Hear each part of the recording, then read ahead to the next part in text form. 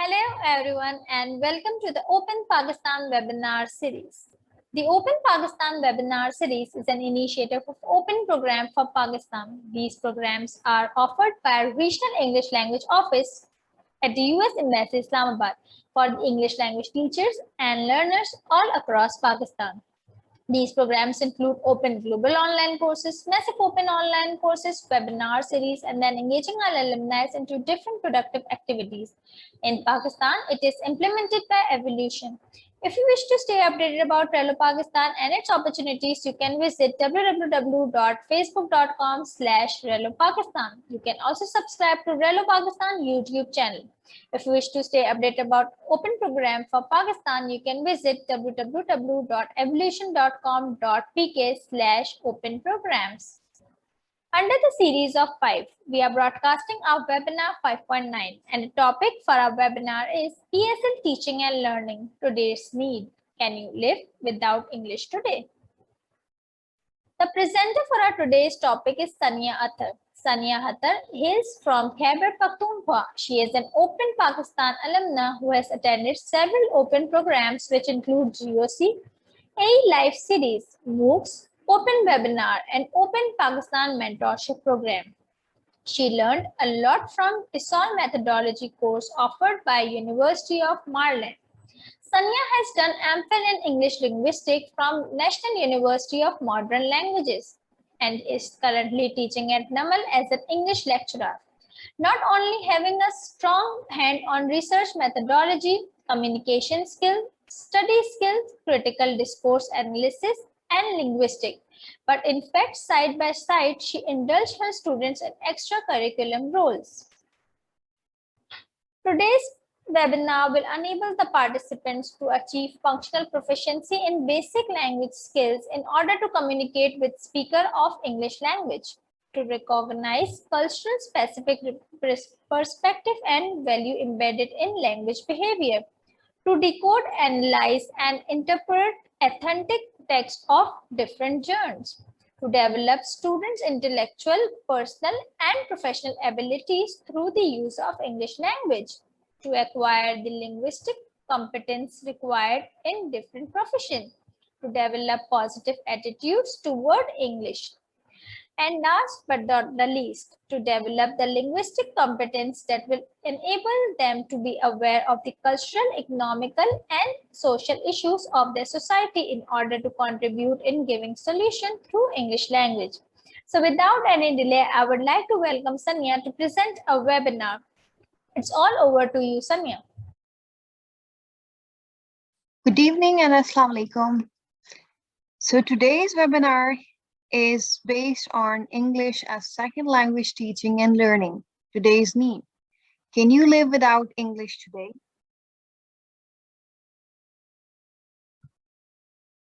So to give you an overview about ESL teaching and learning, which is today's need. Nowadays, English is one of the most spoken languages in the world.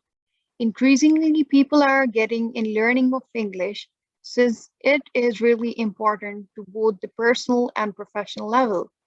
Learning other languages give us freedom to travel and communicate with other people in the world. We are exposed to English all the time when we are watching TV, when we watch an advertisement, or even when we use our own languages. However, the exposure of English is not enough to learn vocabulary. So new methods have to be used. Teaching English is not always easy. You have to engage students in the process of learning and motivate them to get the best results. A variety of methods have appeared in the field of grammar and vocabulary, and old methods have disappeared with the pass of time. During the decade, students were provided large list of vocabulary and they had to study them by repetition. This method of repetition resulted boring and not motivating for students because they did not do connection between words and ideas, and they did not interact with the rest of students. Students often feel really anxious and bored when learning vocabulary because They do not feel part in the process of learning. They have a very passive role when learning vocabulary, and they forget it easily because interaction is not present at all. So there are basically lots of ways of learning vocabulary. Many people improve their English vocabulary through different methods, such as reading interesting books or watching fun films in English. Games in journal are designed to build vocabulary skills and to motivate students to learn without making any effort. So basically, this vocabulary, it can be taught by different games such as crossword puzzle, hangman, word search, bingo, and etc. To engage students in the study of vocabulary, teachers have to apply games in class and have to make connections between words and ideas, and also between words and pictures with the youngest students. The use of games in class helps us to build vocabulary skills faster and more efficient. In games for language learning, Wright, Beatrice, and the others, they have explained why to use games, and they establish this fact that language learning is hard work. One must make an effort to understand, to repeat accurately, to adapt, and to use newly understood language in conversation and in written composition. Effort is required at every moment and must be maintained over a long period of time. Games help and encourage many learners to sustain their interest and work. Now the question arises, how English can be learned effectively, or how can English be learned effectively? So unlike the cognitive constructivists view that biology and development lead learning, Vygotsky emphasized socially and semiotically mediated learning, which propels development. This lies an important educational tenet that the capacity to teach and to benefit from instructions is fundamental attribute of human beings. Then there is a concept of ZPD, that is the zone of proximal development, which was basically proposed by Vygotsky and is defined as the distance between the actual development level as determined by independent solving and the level of potential development as determined through problem solving under adult guidance or in collaboration with more capable peers. It functions as a connecting concept and model for higher cognitive growth and explains how a learner's learning experience could be organized as the most effective form of learning that occurs within it. Since learning involved moving beyond the current level of competence, scaffolding in teaching serve to move learner into the nearest reaches of their incompetence. And it basically assists them to become competent there through socializing and engaging in activities with a more able adult or a peer who has already mastered that particular function.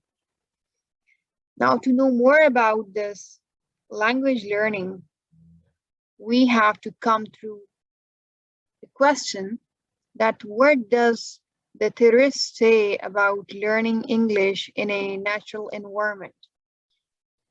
So there are the behaviorist theory of learning, as has been summarized by Dai and Chen, addresses more the process than the condition of learning, and they are featuring the principles as follow. That language learning is a habit formation. Mistakes are bad and should be avoided as they make bad habits. Language skills are learned more effectively if they are presented orally first, then in written form. Analogy is a better foundation for language learning than analysis, and the meaning of words can be learned only in a linguistic and in cultural context, right? So there is some further addition to the behaviors theory of learning.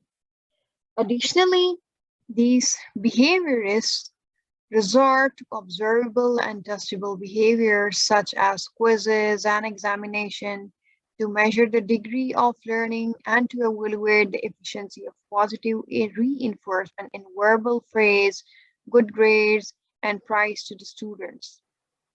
Behaviorist theories of learning claim that children learn their first language by simple imitation, listening to, and repeating what adults say. Children imitate sounds and patterns they hear and receive positive reinforcement in the form of awards and approvals for doing so. They continue to imitate and drill practice linguistic sounds and grammar patterns till the habit of correct usage of the language is formed and further strengthened. From the behaviorist perspective, the quantity of language that children hear and the consistency of reinforcement that they receive are determined to the success of language acquisition, which is simplified to imitation, repetition, and habit formation. Now, to know more about the theory of learning, you will hear something related to constructivism theory of learning. Constructivism views learning as an interpretive, recursive, and non-linear process by active learners interacting with the surrounding of physical and social world. There are basically two schools of constructivism that prevails, namely cognitive constructivism and sociocultural constructivism. Cognitive constructivism stems from the work of a Swiss psychologist who was known for his work on child development. His name is Jean Piaget, who has featured that the individual learning process and how a person constructs and develops his knowledge through experience. The second one is sociocultural constructivism. It was developed by Soviet psychologist who was known for his psychological development in children. His name is Lev Vygotsky, who has emphasized the social context of learning. Though Piaget did not include the influence of social inputs, while Vygotsky did not stress the action and reflection of individual learners, they each told half of a good story of learning that complements the other. Now, to know more about the theory of learning, we will go further into cognitive theory of learning. So, the pedagogical implication is that all fundamental cognitive activities have social foundation, and cognitive skills and pattern of thinking are the product of activities practiced in the social institution of the culture in which individuals grew up, and they mature through the process of internalization, which is basically the process that is present in all the individual through participation in interpersonal interaction in which cultural ways of thinking are demonstrated in action. And it makes it able to appropriate them. So they are basically transfer from being social phenomena to being part of his or her own intrapersonal mental functioning. There are basically two types of interactions. They are interpersonal and intrapersonal. They both possess different meaning. The former mean communicative events and situations which occur between two people, while the latter is communication that occurs within an individual's mind. As a sociocultural phenomenon, these interactions connect language and thought, indicating the connection between learning contexts and individuals with opportunities for language development. So to sum up, the behaviorism, it focuses on more of a stimulus and response concept, whereas cognitivism, it focuses on the process of language learning, which organizes new information within the pre-existing schema, whereas constructivism, they are of the view and they are of the opinion that the learner interprets the new information based on the prior knowledge and they apply it to their own reality.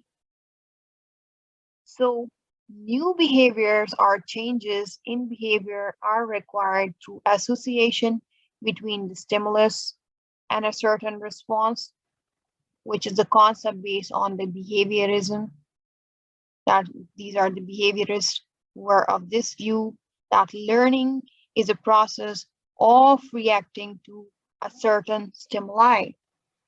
Whereas cognitivism, they are of this opinion that learning occurs through internal processing of information. Learning is basically a process of acquiring and storing information. Whereas constructivism, they are of the view that we construct our own knowledge of the world, which is based on an individual experience. So it is more subjectively based. It is subjective reality, which is basically based on the prior knowledge. Now, what exactly are the different ways in which we can learn English? As a causative force in acquisition, interaction facilitates language learning, which is essentially a social process, which is based on socio-cultural setting. To understand how a second or a foreign language is learned, it is indispensable to study the social and educational factors that shape the increasing competence of language learners. This implies that university English program and its pedagogies must consider scaffolding learners, social activities, and cultural practices as a source of thinking. The teacher-student and peer interaction must also serve the purpose of language development. Now, there is a concept of the use of educational games in the classroom. With the use of games, relationships are created within the class because all students interact together without taking into account their English language. Bingo game focus on language vocabulary and establishes to enlarge different fields of vocabulary. When students are involved in the process of learning a foreign language, they must participate in communicative task-based activities, which helps students to improve their vocabulary, making the process more enjoyable. So Delheim has introduced the concept of communicative competence, which focuses on giving students the opportunity to participate and interact in real life situations. Vocabulary games are useful to reach this concept because students are involved in an atmosphere of communication and interaction all the time. It's very important that students understand the game they are going to play. Bingo game is a useful way of catching students' attention, but it must be explained by the teacher to the class to avoid any sort of confusion. All students in this game are given a card with different job and establishment of for the vocabulary. Then the teacher has to do a kind of demonstration of the game with some students. Instructions can be written on the board if that is necessary. Once all the students have their bingo cards and they have understood the game, they start to play. The students can be organized by groups at first and later individually. In this case, the role of a teacher is relevant because he or she must participate in the game and read aloud the word of the vocabulary list. This game can be adapted according to students' English level. For example, if they have not a high level of English, teacher can pronounce the vocabulary words in English, and in that way, students have only to recognize the sounds. However, if students have an advanced level, then the teacher can present the vocabulary word by phonetic transcription written on the board. So there should be the general rules of the games because discipline is very important but cannot be established by shouting, which in any case ruins the whole spirit created by enjoyable games. It has commonly been observed that bingo game is an interesting way of learning new vocabulary. However, there could be some discipline problem during the class if the students do not participate actively. The most known problem when using a game in a second language is that they use their first language and not the second language. So the teacher has to encourage students to use the second language because it is a game and it takes part of the process of learning. So to sum up, caring is a receptivity to the needs of others that fosters the economical and intellectual growth of students of different age levels. It is defined as a value and moral imperative that moves self-determination into social responsibility and uses knowledge and strategic thinking to decide how to act in the best interests of others. In educational context, caring is manifested as a philosophical stance for developing a more ethical and caring society. The literature over the past 50 years has accumulated the value of caring or supporting teacher-student relationship for better school learning, learner motivation, and higher level student achievement. Since schools are viewed traditionally as the places to develop and nurture an ethic of caring, so caring, supportive teacher matters as they create qualitatively different classroom environments. They feel safe, warm, and comfortable for learning. They empower and motivate students to behave and explore in the socially responsible ways. Other than the caring interpersonal relationship between teacher and students in and outside the school that is characterized by patience, persistence, facilitation, validation, and empowerment. For the For the participant, there are also uncaring ones. They are characteristic, or they are the characteristics of, or they are basically characterized by impatience, intolerance, dedication, and control.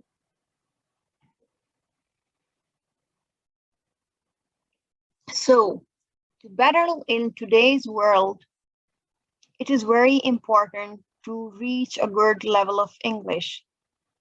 For today's youth, leaving education lacking a good level of English decreases their opportunity of finding good jobs or desired salary, and they may have limited chances of progressing in their field. English is a broadly used language throughout the world. It is spoken as a primary language by the majority of the population of several supreme states. It is commonly learned as a second language and also it is an official language. Sometimes many companies give English more importance than their mother tongue because their business is spread across the nation where majority of them use English as their first language and all over the world. When people with diverse languages come together, they generally use English to converse. English is so significant because it's the language of science. To do extremely well in science, you must know English. So, English is the main language of many novels, newspaper, etc. around the world. So to learn and understand English language, people can take help from the skill of learning and understanding English through various ways, which also opens the opportunity of traveling around the world. So it will be able to communicate with not only locals of foreign state, but also with the travelers.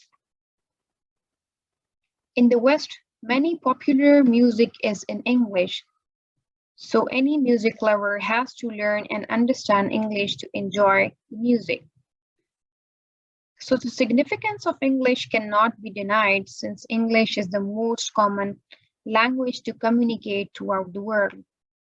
To achieve something or to make career in the sectors like engineering, medicine, film industry, etc., people are or students must be aware of English language and its importance. So the crux is to succeed in today's world, it is impossible to live without the use of English language as it creates a communication gap. I thank you all. Thank you so much, Sania, for this wonderful webinar. If you have any comments, questions, or any suggestions, please feel free to write us at open@evolution.com.pk. Till then, happy teaching and happy learning. Thank you.